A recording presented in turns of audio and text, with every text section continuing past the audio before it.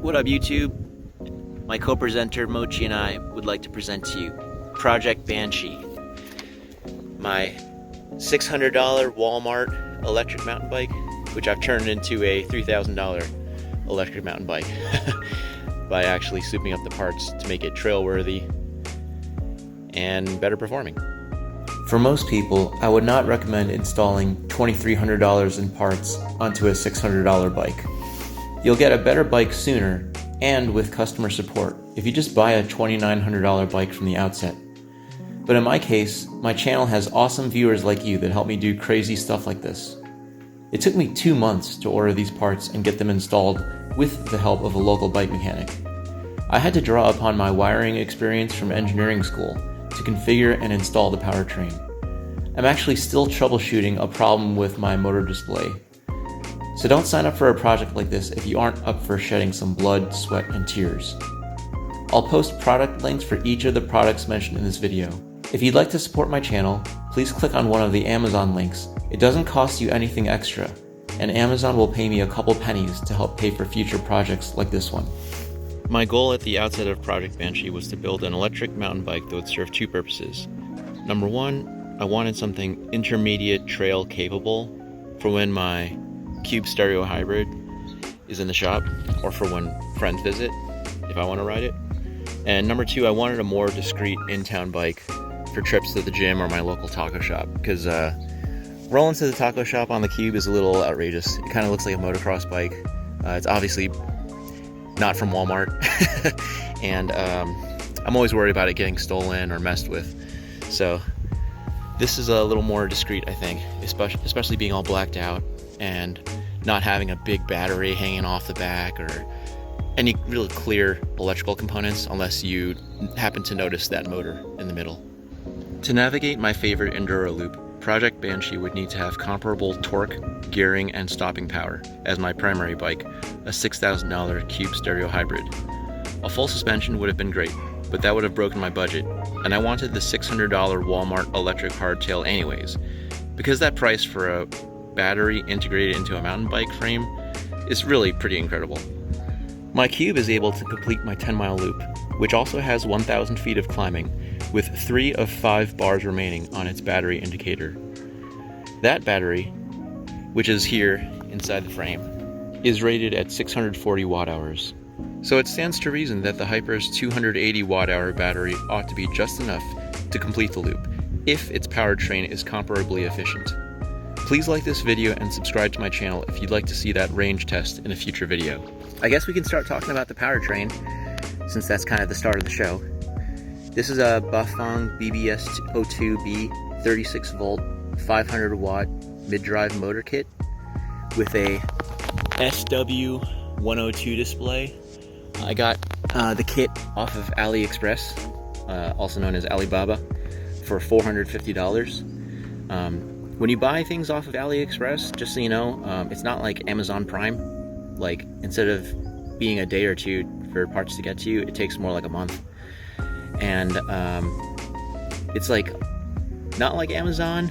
It's not even quite as good as eBay. It's kind of its own beast. You're buying off like the eBay of China.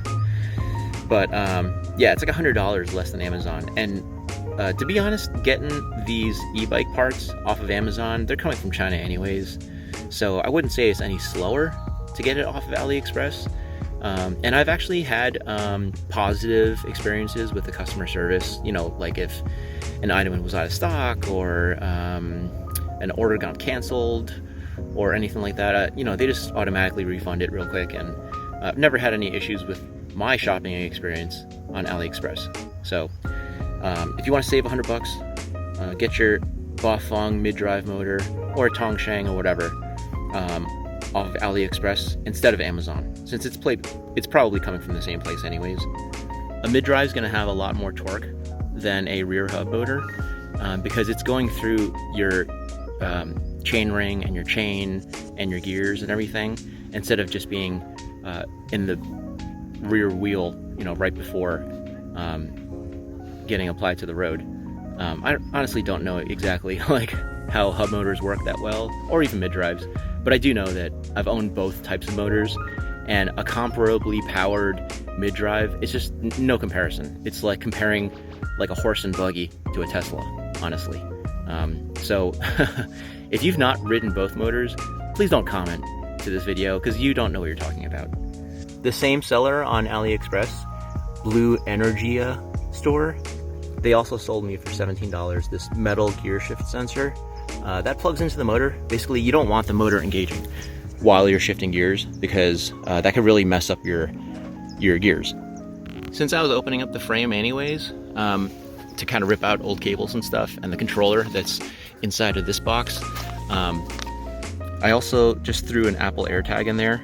They're $29 on Amazon.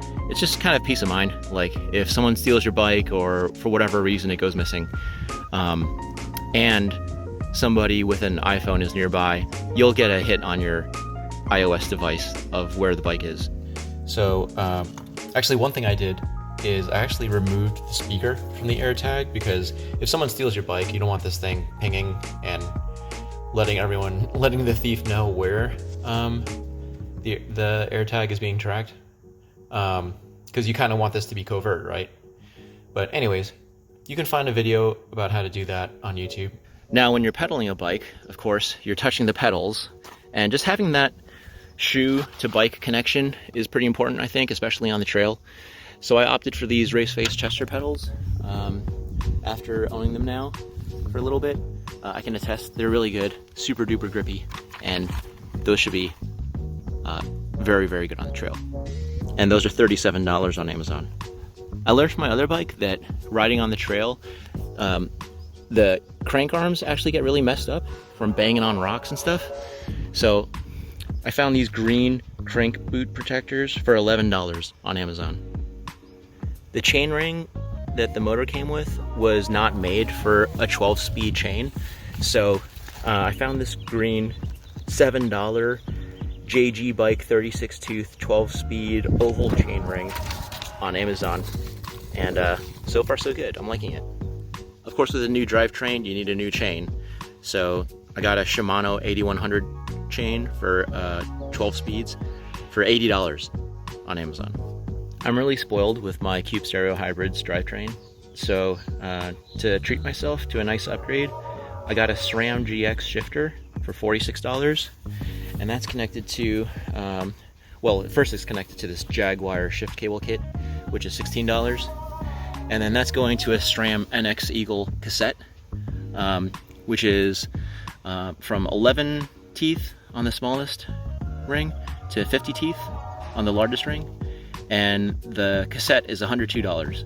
And then my mechanic put on this SRAM GX derailleur for me, which is $128. And since I had to remove the stock rear wheel, which had that heavy hub motor inside of it, and also I needed something to mount the cassette onto, I got this Wheelmaster 29er double wall wheel off of Amazon for $92. Okay, on to ride upgrades.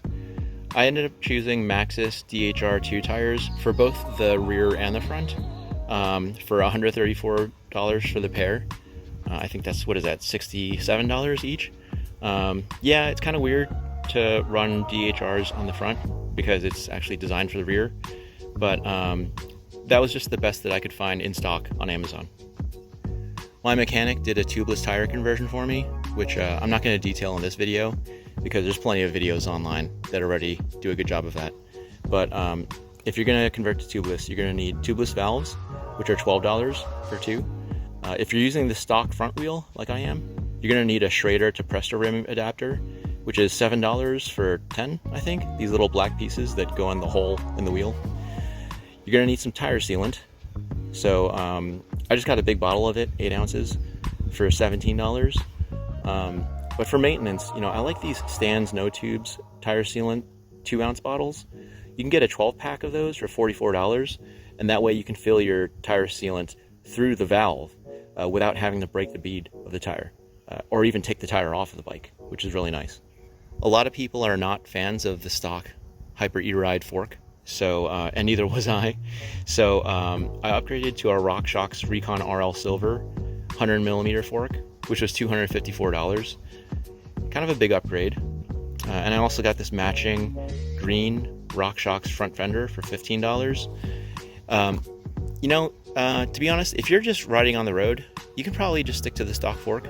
But if you're doing any kind of trail riding, yeah, you're gonna need a new fork. That would be one of the first things I would replace, just because it's so bad. It's like a spring fork. It's got no damping really. It's a joke. So the upgrade to a 100mm fork, 100mm is a lot less travel than I'm used to. My Cube has 170mm in the front, and it's a noticeable difference. But it does improve the ride.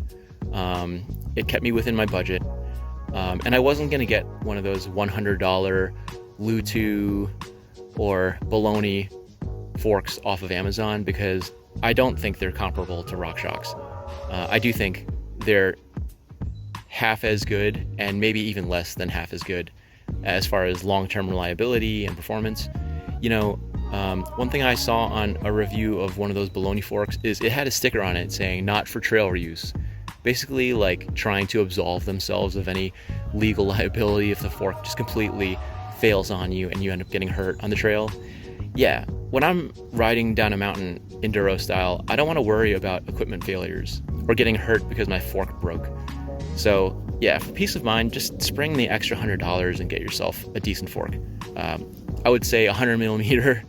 This is on the lower end of nice forks, but don't mess around with something that's going to break on you and get you hurt. The second most expensive upgrade I have on here is these Tektro HD-E725 Hydraulic 4-piston e-bike brakes with 200mm rotors. It was $300 for the entire Tektro kit, and that included the brake cutoff wires coming from the brake handle and going into the motor, because you don't want a powerful motor like this going berserk on you and just not shutting off when you want it to shut off, especially if you're in like tight corners and stuff like that. You want to be able to shut it off whenever you need to. I know other hyper owners out there have decided to just completely disconnect their brake cutoff switch to their stock motor. Yeah, even that's a bad idea. These are electronics, things go wrong, and when they go wrong, you want to be able to stop. Now this setup that I bought, it has a red brake cutoff wire coming out of it, a red connector I should say, and the motor needs a yellow brake cutoff connector with a different pin out and everything like that. They do translate, and the good news is that on eBay you can find an adapter for those, and the adapter for two, it's $17. I haven't had a chance to install it yet, but in order to install these brake calipers onto this fork, you're going to need a 40mm post brake mount adapter for a 203mm front rotor, and that's $22 on Amazon. Saddle wise, I went with one that I already know that I like. It's this WTB Rocket Cromalloy saddle for $86 on Amazon. Yeah, I know, $86, that's pretty steep. I did try a lower version of this same exact model. I think it was like maybe half the cost for, I think it was it steel or aluminum? Anyways, it was a cheaper version of this model that WT makes, but it's not the same at all. Even though it looks the same in the photos, the padding inside, it was just like rock hard. So I ended up going for this higher end, kind of mid-range version, and I'm really happy with it on my other bike, and I'm equally happy with it on this bike. The thing about seats is it's all about fitment. It's not about the model or how it looks. Everybody has different width seat bones. It's like the bones in your butt that go over here, and the width has nothing to do with your height. It has nothing to do with your foot size. It's just completely random. Somebody who's short could have very wide sit bones. Somebody who's tall could have very narrow sit bones. So what you need to do is actually measure yourself using maybe like a piece of cardboard or something that you sit down on, and then measure out where your sit bones are, and then look on the saddle manufacturer's website to see what fits. For me, I have wide sit bones, so I ordered a wide saddle. This is the KS-E10 Remote Dropper Seatpost. It's got a 27.2mm diameter on the inside of the seat post, and the travel is 100mm. and it's controlled by this Funn CNC remote dropper remote. Moving on to the cockpit, we have a 45mm wake stem, which is a little bit shorter, so a little more maneuverability of the handlebars. My handlebars are these Mix Super green riser handlebars that are 780mm for $28. I actually bought a green aluminum handlebar before, but it was kind of off color, and I think I saw Tony Ferreira riding with these, and they look really cool. So thanks, Tony, for the tip. Continuing with the green theme, these are BW USA Ergo-Lock 2.0 grips.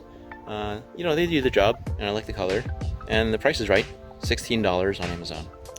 And I went with the same bell and phone mount that I have on my other bike.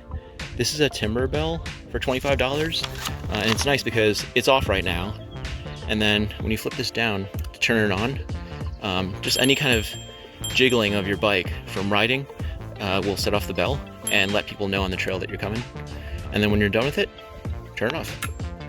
And then this VUP phone mount, which is $15, it's real sturdy.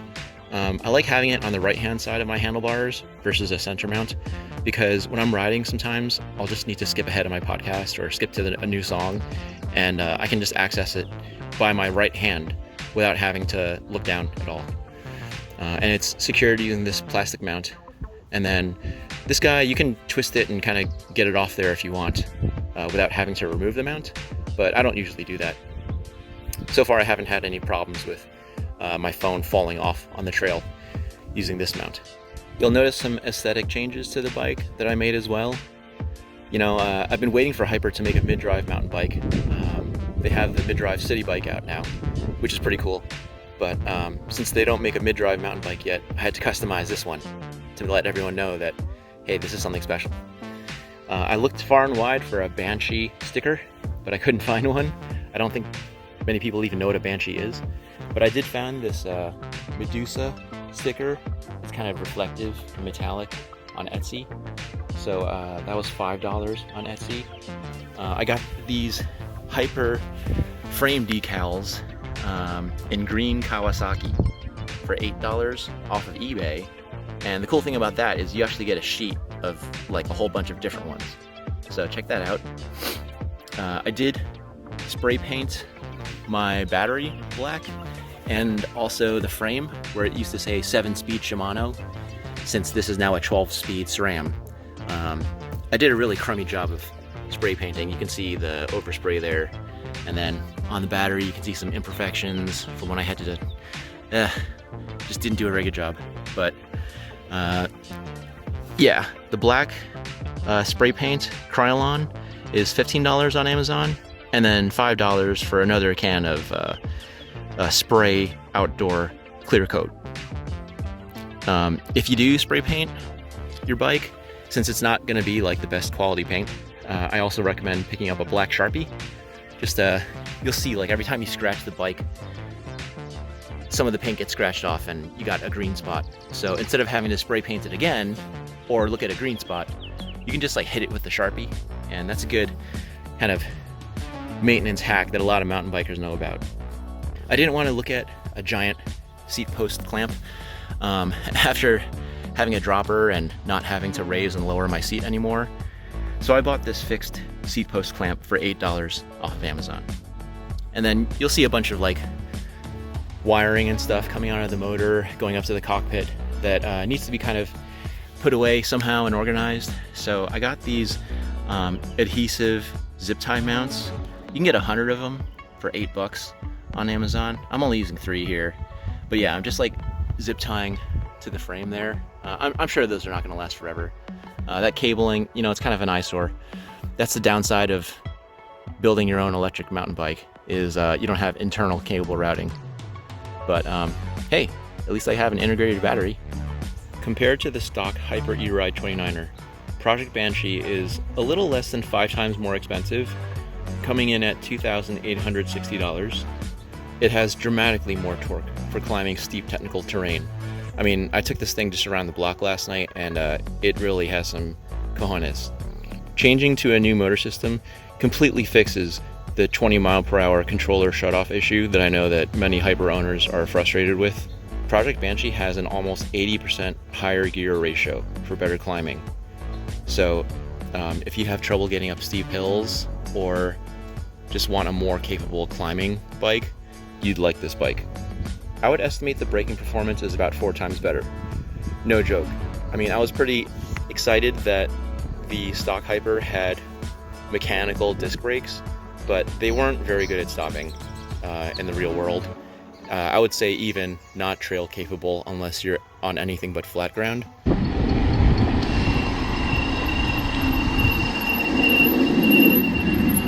This guy's got 203mm rotors with hydraulic disc brakes. Weight is similar to stock. It did gain about 2.5 pounds, and the weight distribution went from 49 to 51% nose heavy. Project Banshee has a name brand air fork with 2/3 more travel. It's still not a lot, but it's better. And it has wider, grippier tires, going from 2.3 inches to 2.4 inches, but a much softer rubber compound with beefier treads. Compared to my normal e-mountain bike, the Cube Stereo Hybrid 160 HPC Race 625, whew, that's a mouthful. Project Banshee is about half the cost. It has similar torque, gearing, braking, and weight. It has a kickstand, which is great for trips to the taco shop. It's a lot less plush of a ride, and traction is going to be worse on technical terrain because my normal bike has a full suspension with 160mm, 170mm of travel, whereas Project Banshee has no travel in the rear and only 100mm of travel in the fork. My normal bike has much wider tires, 2.8 inches wide versus 2.4 inches. And my normal bike also has 45% more battery. The Hyper has 280 watt hours, whereas my Cube has 625 watt hours. I do feel like that's kind of overkill. I've only went less than half of my battery life once, and that was when I did Palm Canyon Epic out in Palm Springs, which is like I think that's nearly a 30-mile ride. All right, you beautiful people. That wraps up my long-awaited unveiling of Project Banshee. Thanks again for watching. To see more videos like this, including my upcoming trailer review, please subscribe to my YouTube channel. Thanks again, everyone. Peace.